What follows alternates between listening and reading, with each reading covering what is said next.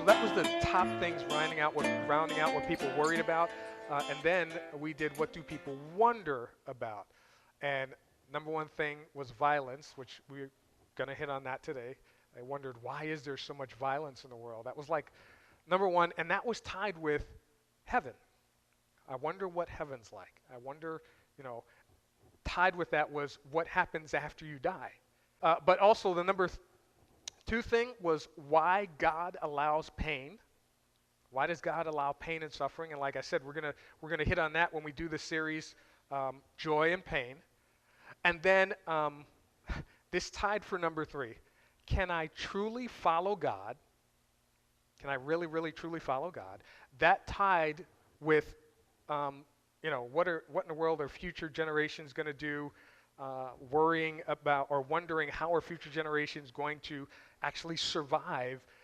And they were all kind of things like with limited resources, with this, that, and the other. So here's the thing, though. I said we're going to do the future generations in a couple of weeks, but let me answer the follow God one. I'm going to answer that one now. Because there were several people that say, can I truly follow God? Can I truly do what God expects of me? Can I truly, do the things that God asks? And I hate to make it sound so simple, but here's the simple answer to that, okay? Yes, but you have to make the choice to do so. Now, let me ask this. How many people, love sports or like sport? Yeah, and there are people who will base their lives around sports. They invest time in it, they invest money in it, they make it a priority because it's important to them. That's what we have to do with God. Does that make sense? There are people, how many of you remember like your first love? If your wife is here, raise your hand. Okay, yeah, okay, because what you did, and most of us, what we did is we ignored family, we ignored friends because we thought spending time with that first love, oh, that was so great, that was so wonderful. Family's like, we haven't seen you in days, and we're like, we don't care because we're all about them. That's what we need to do with God. You make the choice to make this person or this thing that you deem important a priority, and Nick's not here, right? Good, so let's talk about him, because the youth and the whole tech team, and did you guys see the pictures of the tech team at homecoming? Saw them? They looked awesome, did they not? Yeah. But from what I understand, because Nick works, which is why he's not here most of the time, but when he's not working, he's here, doing tech team stuff. But he made sure, because rumor has it he has a little crush on this girl. He's not here, and he doesn't listen to the podcast, so we can talk about it. He had a little crush on this girl, so he made sure that he I'm not going to work that day. I don't care what you say, because I'm going to homecoming with this girl.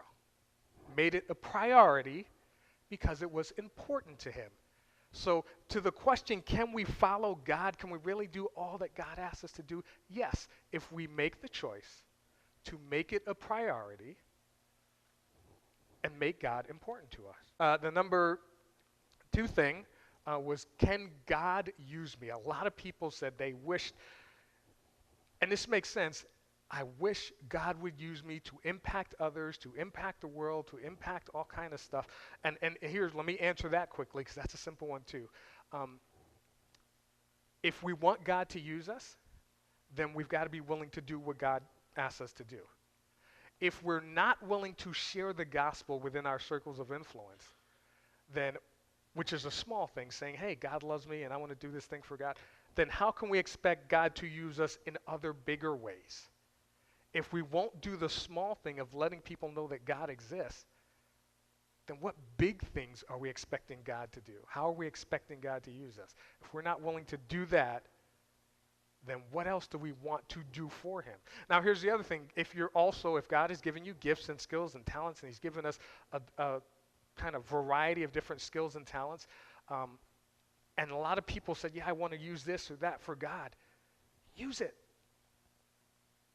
I mean, if you can't use it here within the confines of Crossroads, then use it in the community. And a lot of you do. You use your skills and talents and you volunteer in the community. That's great. If you have a skill or talent and you say, well, there's no place or ministry here at Crossroads for me to use it, come see me. Maybe the reason there isn't one is because you haven't stepped up yet to say, I have this skill or talent that I want to use.